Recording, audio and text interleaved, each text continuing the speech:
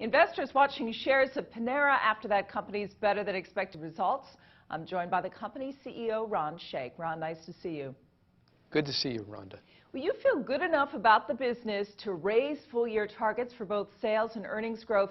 What's behind the success you're seeing? What is the main driver? Is it the push into some of the technology you're doing, or the move into cleaner ingredients, or something else?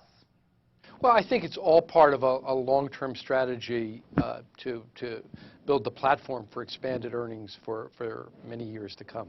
I mean, essentially, it's rooted in a view that we need to be a better competitive alternative. In order to do that, we've built a new guest experience called Panera 2.0. That's rooted in technology. It's rooted in access points. It's rooted in new levels of operational integrity. Secondly, we're driving a great deal of innovation in food, in marketing and operations around a North Star to be a better,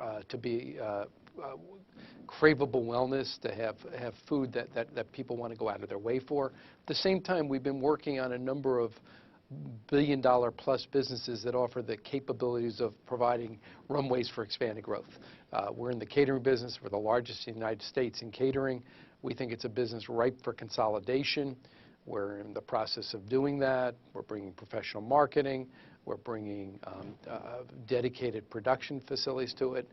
Secondly, we see an extraordinary opportunity in delivery using the technology we've built as part of Panera 2.0. We are probably the technology leader in the restaurant industry today.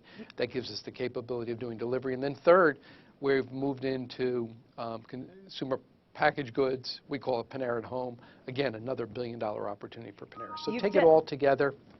Go ahead. I'm sorry, Rhonda. No, I was just going to say, you definitely have a lot going on, but I just want to interject and ask you real quickly, do you think you benefited from the problems at a chain like Chipotle?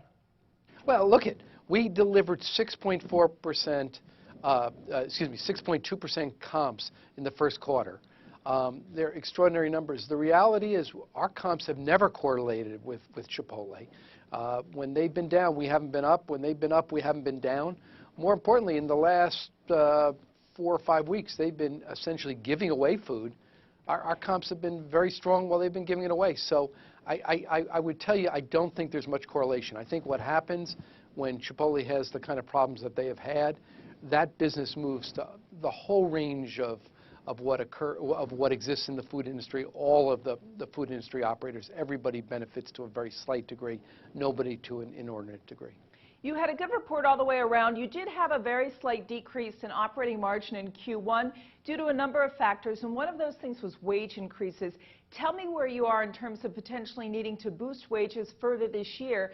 And eventually, do you see some of your technological innovations negating the negative impact of wage increases? Well, first, I think we have to recognize we're in a new world.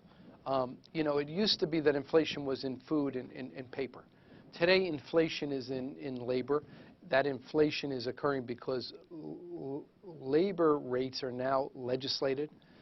They're structural. And I think we're on our way to a $15 livable wage. I think it's going to occur. And so you're going to see that affect all of us. It's affecting Panera. We're guiding to 5% wage inflation as a result of it. We have always paid more than the minimum wage. We're going to continue to. The quality of our people is fundamental. Simultaneously, we are probably considered by many the leader in digital in the restaurant industry. We have one of the top 2 ranked apps in the entire food industry. Us and Domino's, everybody else is second to us. We are running digital utilization rates. That means the percent of our business that are done by customers that order, produce, and pay digitally. We're running rates of 17%. We understand Starbucks is at 4%.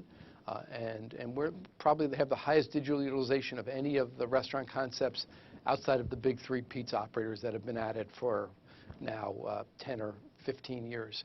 I think that taken however you want it, we're going to produce, I don't know, 125, 130,000 digital orders today.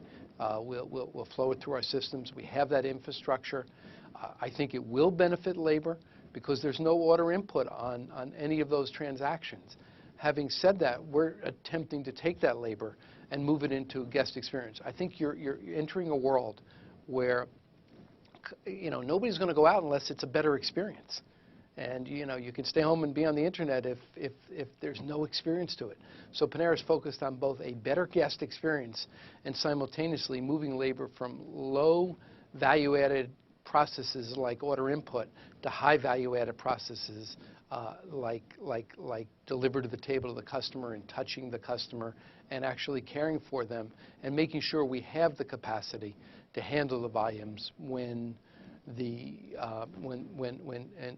access points are opened and our kitchen display systems, our production systems at noon, because there's no gating on the access, could light up like a Christmas tree on Christmas morning.